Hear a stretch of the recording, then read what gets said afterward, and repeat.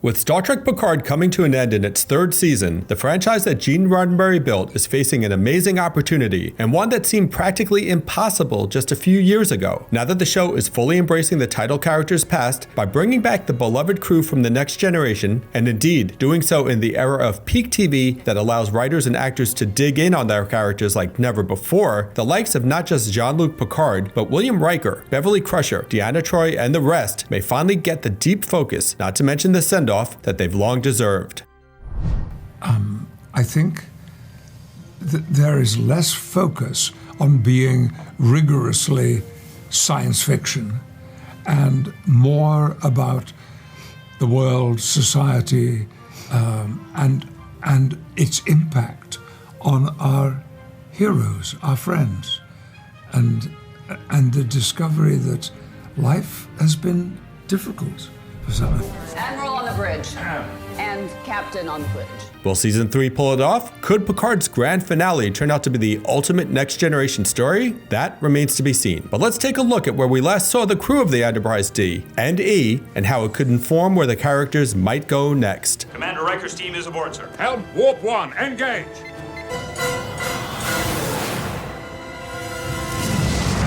Let's start with the man himself, the chair-straddling, head aimed at knocking down the wall as he walks, Captain William Riker, aka director of the best Next Generation movie, Jonathan Frakes. Riker actually showed up pretty recently alongside his wife, Marina Sirtis' Deanna Troi, in the season 1 episode of Picard, Nepenthe, as well as in that season's finale. In fact, Nepenthe was probably the best episode of Picard to date, which certainly bodes well for season 3, where Riker, Deanna, and almost everyone else are supposed to come back too. I never thought you had any business retiring in the first place. And you were right.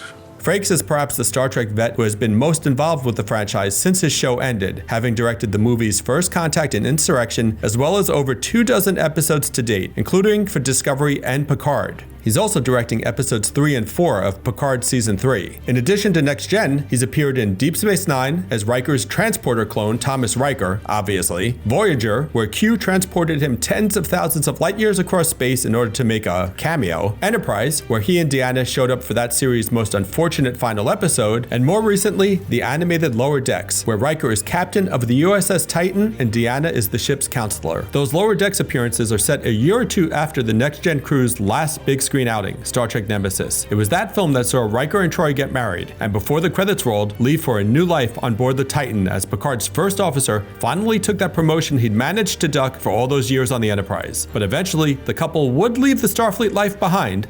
Well, kind of. Which brings me to... Try one.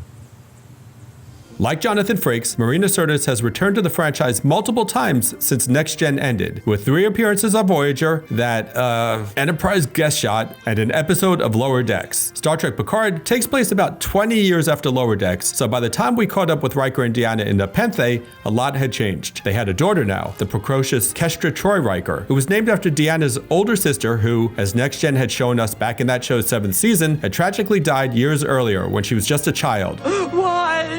Why did I look away?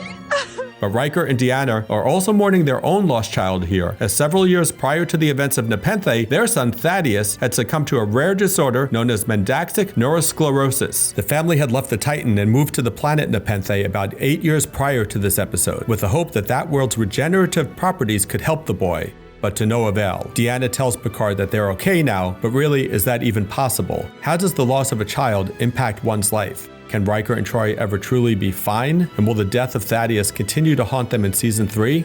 How can it not? Sirtis promises that the Deanna of Season 3 will have continued to evolve. Yes, there is development, she told Cinema Blend. It's not same old Troi. In any case, with Riker on reserve duty from Starfleet, he, Deanna, and Kestra settled into a simple life, living in a cabin in the woods, though some things would never change for them. Shields up! Perimeter scans to max!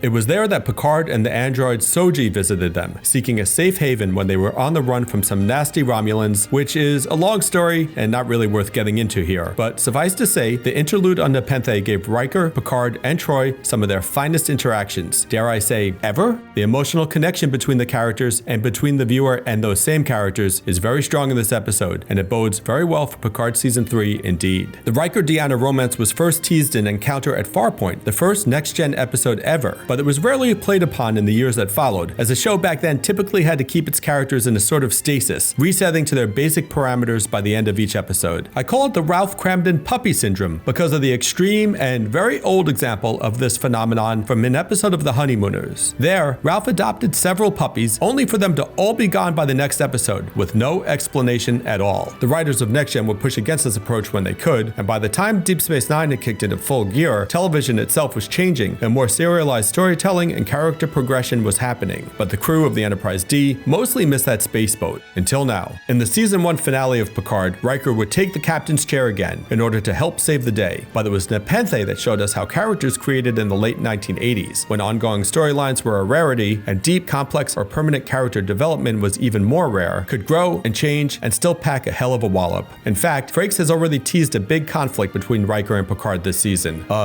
You, you're wrong kind of conflict, the actor told Trek Movie. It makes one wonder, what does happen when a captain and a retired admiral don't agree in a crisis moment? This is the end, my friend. Fighting with Picard feels odd. Right. And is somehow satisfying, as acting fighting can be. Sure. And disagreeing and having stakes and having objectives that are different than the objectives of the other actor in the scenes. But the rate of decay seems to be accelerating.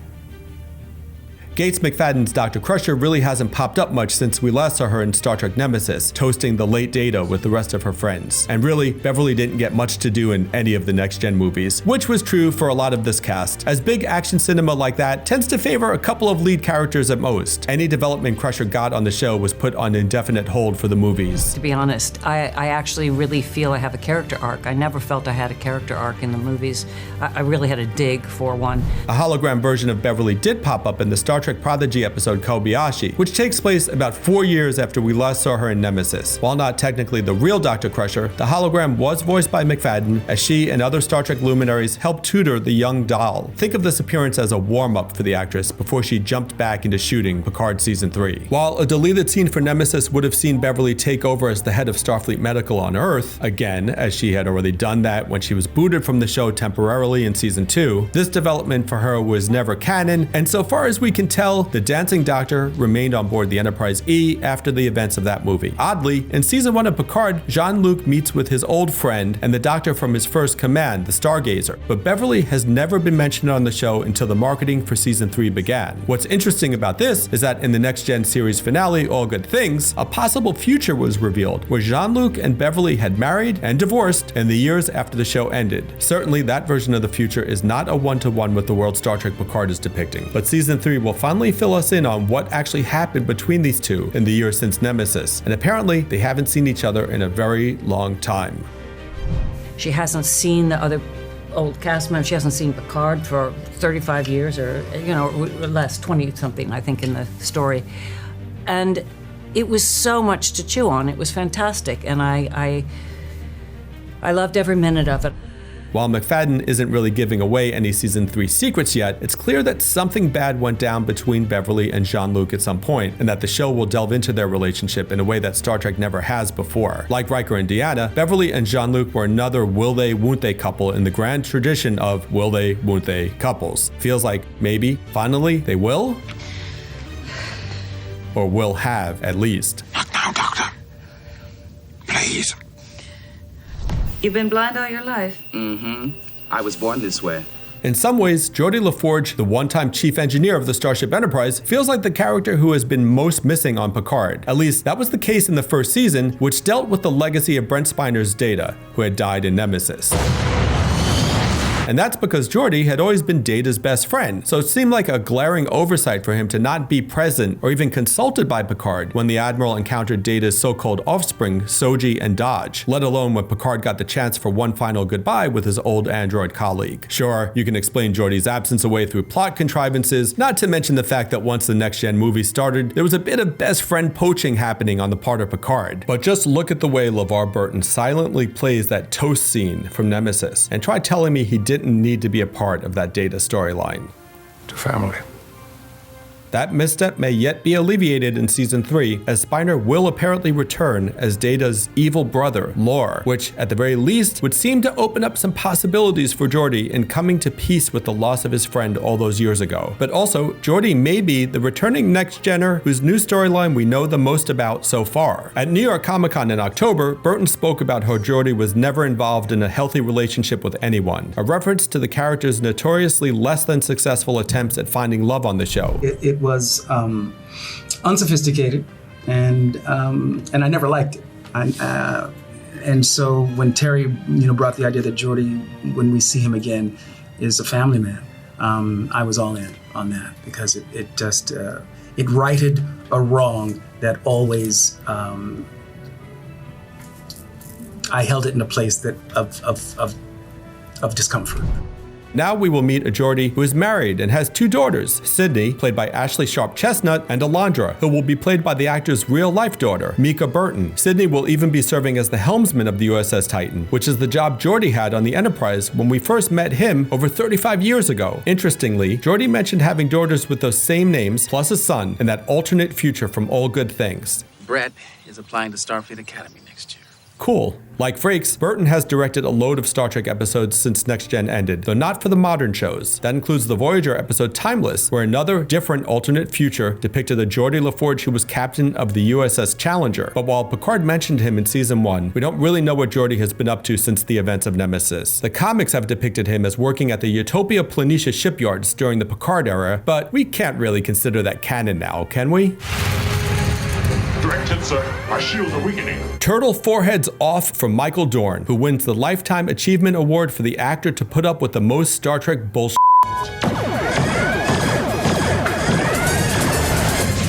This guy has been in a total of 11 seasons of Star Trek, having done 7 on Next Gen and then joining Deep Space Nine for another 4 midway into that show's run. And this is in the days when they did 26 episodes per season. Plus, he shot 4 movies, cameoed in a 5th, and now will be a big part of season 3 of Picard. And he did it all with that makeup glued to his head each and every day. So don't blame the actor for not showing up since Nemesis. Despite his run on Deep Space Nine, which ended in 1999 and saw Worf leaving the space station to become the Federation ambassador to the Klingon Empire, he's inexplicably back to being a mere Starfleet officer in Nemesis, which was released in 2002. Like several other Next Geners, that's the last time we saw the character prior to the upcoming season of Picard, and we really have no idea what he's been up to since then. Worf has also gotten some of the deepest character exploration in all of Star Trek, in part because he's always just been an inherently interesting figure to explore, but also because of the aforementioned long run on 2 different shows. He had a son, he got married, he was widowed, he changed jobs more than once. You look good in red. And he even learned how to become friends with the woman who is now the host body to the weird worm that used to live in his dead wife's body. Hey, this is Star Trek after all. I am happy for you. But there are always more layers to dig into with this prune juice loving Klingon, and Dorn promises big changes regarding him as well. There's a lot of things that I wanted to keep, and a lot of things that they actually convinced me to change about the character. And I think that we will recognize a lot of Worf, and we won't recognize a lot of Worf. As I said earlier, Brent Spiner's Data was killed off in Nemesis, sacrificing himself to save Picard. Of course, this is sci-fi, so that didn't stop him from returning in season 1 of Picard, first in a dream sequence, but then in a more substantial way in the season finale, which seemed to finally end the android story once and for all. Seemed to, anyway. Okay, so back in Nemesis, the Enterprise crew had found a prototype of Data named B4. Data attempted to upload his memories into this more limited android prior to his death, and the film ends with the hint that B4 might become a new version of Data. Never saw the sun shining so bright. But by Picard Season 1, we learned that B4's system couldn't handle the lowercase d data, and he wound up being disassembled and literally put in a drawer to collect dust. But in the first season finale of Picard, it turns out that Data's consciousness had been preserved in what was essentially an artificial reality. Basically, his memories were stored in a computer, and when Picard himself died for a hot minute there and had his memories also stored in a computer, he and Data were able to reconnect in a very touching capper to the season-long storyline. Data had the chance to assure Picard that he did not regret his act of sacrifice in Nemesis, and as Picard left the simulation, the android asked his old captain for one last favor, to shut down the simulation so that he could truly die once and for all. This is a very emotional and terrifically written and acted scene, and it's so nice to just see Picard and Data together again for one last time. But it also raises a bunch of really nerdy questions. For starters, since Picard died in this episode, only to be resurrected in an android's body a few minutes later, why didn't the big brains who did that for Jean-Luc also bring back Data in a new body? Why did they leave his disembodied consciousness floating around for decades on a hard drive somewhere? And also, who's to say that they can't just turn that hard drive back on, grab Data's memories, and put them in a new body in season 3? That brings us to Lore, Data's so-called evil brother, who has been confirmed to be returning for the new season. Sure, including Lore could just be a way to make sure Brent Spiner continues to be part of the action alongside his old castmates, but maybe, just maybe, this is setting up the return of Data. Where's Data? Where's Data? Would that be a good thing? As adored as the character is, does undoing his death after all these years do the android a disservice? Especially after he was just killed again in season 1, I guess, ask Spock? No. Of course, we can't forget about the man himself, the most engaging admiral this side of Tanagra, Jean-Luc Picard. Obviously, he's gotten more action than any of this group in recent years, having had 2 seasons of his own self-titled TV show. But the fact is, even if you didn't watch those episodes, there's not a ton you need to know about them in preparation for season 3. He was promoted to admiral shortly after the events of Nemesis, when the Romulan Empire was threatened by an impending supernova that's actually the same supernova from the first Chris Pine Star Trek movie. Picard embarked on a mission to evacuate as many Romulans as possible with a fleet of starships. Unfortunately, due to a series of events that you can Google if you really must know, the evacuation didn't happen, and Picard wound up retiring from Starfleet in protest. He moved back to the Picard family vineyard, which is where the first season of the show finds him, and his dog. During the course of the first 2 seasons, he would engage in various adventures with the Picard Squad, that's what I call them anyway, who were designed to be a bunch of decidedly non-Starfleet characters in order to fulfill Patrick Stewart's wish to avoid the show being a Next Generation reunion, which, of course, is exactly what Star Trek Picard will now be in season 3, a Next Generation reunion. But as Stewart has promised, hopefully it will be much more than just that. The Picard Squad were mostly written out of the show by the end of the 2nd season, though the characters Raffi and 7 of 9 of Voyager fame will return for the new episodes. As for Picard himself, as noted earlier, he died and became an android in season 1, but that's mostly been treated as a joke since then. The Admiral was also reinstated at Starfleet and became the Chancellor of the Academy between seasons 1 and 2, and he actually has a girlfriend these days too, a Romulan named Laris. How any of this will connect to the events of season 3 remains to be seen. But one thing is certain, even Stewart, after all these years, has high hopes for where Picard and the Next Generation crew can go next. And besides, the way the cast are talking in the lead up to season 3, it seems like there's still some gas left in the warp core tank for more adventures after this. There is still enormous potential for narrative in what we've been doing, and there are doors left open still, Stewart said at the 2023 TCAs. We didn't close all of them. For more on the Star Trek universe, check out our Captain Pike timeline. It's a timeline to tragedy. And be sure to like and subscribe to IGN wherever you watch. But first, we will have vengeance. Fire everything we've got!